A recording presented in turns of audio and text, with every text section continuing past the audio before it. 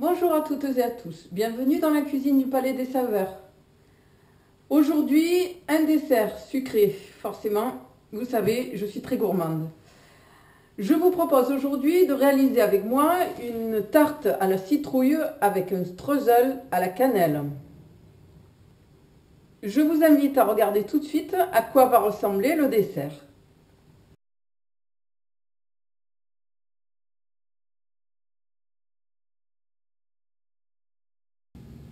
Concernant les ingrédients, je vous indique les quantités pour une tarte de 22 à 24 cm de diamètre. Moi personnellement, la mienne sera plus petite, 18 cm, donc je vais diviser les quantités de base par 2.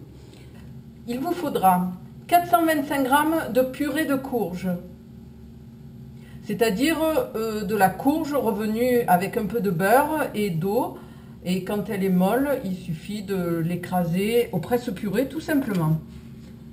Auquel il faudra ajouter 2 œufs battus, 170 g de sucre, 1 cuillère à café de sel, 1 cuillère à café de cannelle, ainsi que 230 ml de lait concentré sucré. Pour ce qui est de la pâte à streusel, il vous faudra 45 g de beurre froid, 80 g de sucre, 22 g de farine, une demi-cuillère à café de cannelle en poudre, la pointe d'un couteau de gingembre en poudre. Personnellement, j'utilise une pâte sucrée que j'avais d'une précédente recette et que j'avais placée au congélateur, mais vous pouvez très bien utiliser une pâte sablée du commerce ou une pâte feuilletée.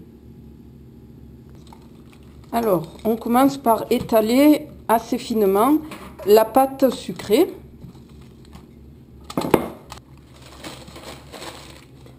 On vient ensuite foncer le cercle à pâtisserie qui a été au préalablement beurré et fariné.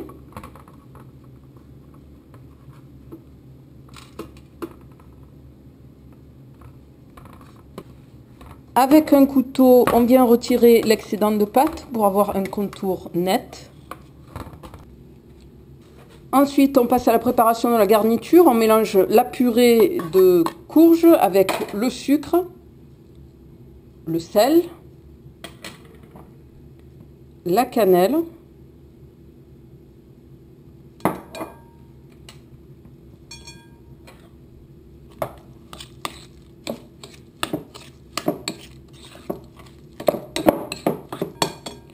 l'œuf,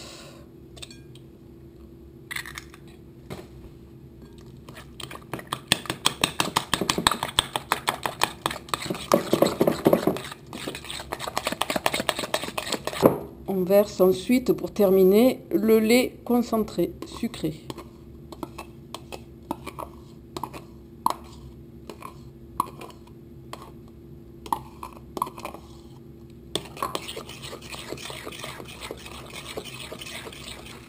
On répartit maintenant la préparation sur la pâte.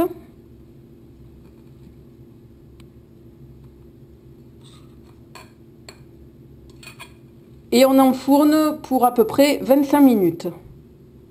Pendant que la tarte est en train de cuire, on va préparer le streusel, donc en mélangeant tous les ingrédients, le beurre froid, le sucre, la farine, la cannelle et la pointe de couteau de gingembre.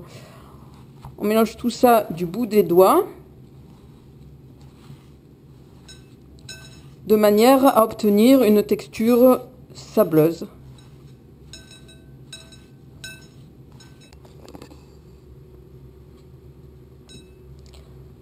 Alors on répartit maintenant le streusel à la surface de la tarte.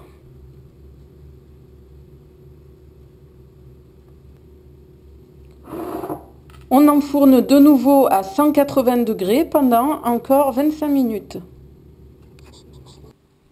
Une fois que la tarte est sortie du four et légèrement refroidie,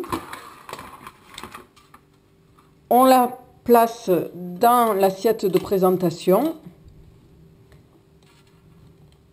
On retire le cercle.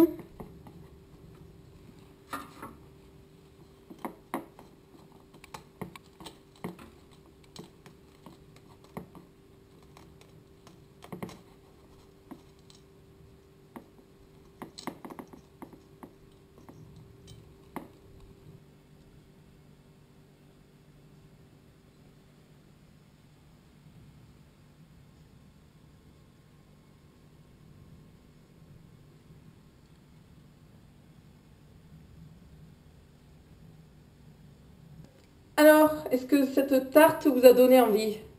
J'en suis sûre, oui. Alors, si vous voulez d'autres recettes, je vous invite à rejoindre la chaîne du Palais des Saveurs ou mon blog de cuisine du même nom et aussi à vous abonner à l'un comme à l'autre. Je vous souhaite une très bonne journée, un bon appétit, au revoir.